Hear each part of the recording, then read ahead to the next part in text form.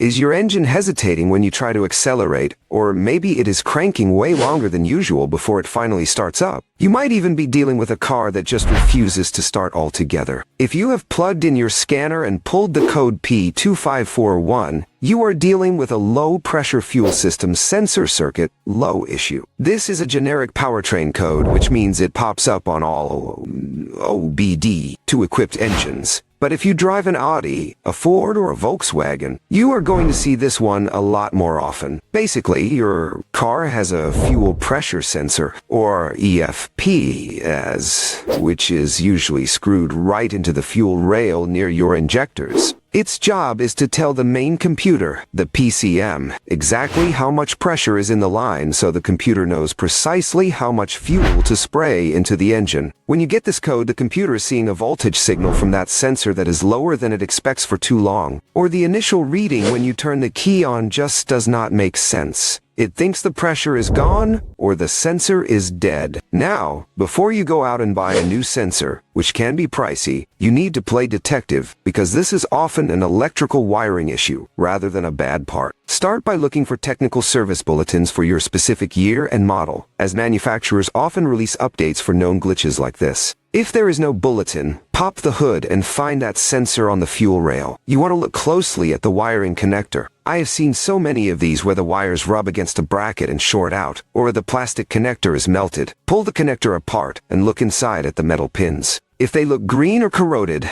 that is your problem right there. A little electrical contact cleaner and a plastic brush can save you a ton of money. If the connector looks clean, clear the code and see if it comes back. If it does, we need to grab a digital voltmeter. You are going to want to test the power and ground at the sensor connector. With the key off, unplug the sensor. Put your black meter lead on the ground terminal and the red LED on the power terminal of the harness connector. Turn the key on, but do not start the engine. Depending on your car, you should see either 5 volts or 12 volts. If you do not see voltage, you have a broken wire somewhere between there and the computer. If you do have power, check the signal wire. Move your red lead to the signal terminal. You should see 5 volts there too. If all your wiring checks out and you have good voltage getting to the plug, but the code persists, then and only then should you condemn the sensor itself. It is rare, but sometimes the computer, the PCM, is at fault, but 99% of the time, it is the sensor or the wire. Remember, if you do replace the computer, it usually needs to be programmed to the car, so save that for a last resort.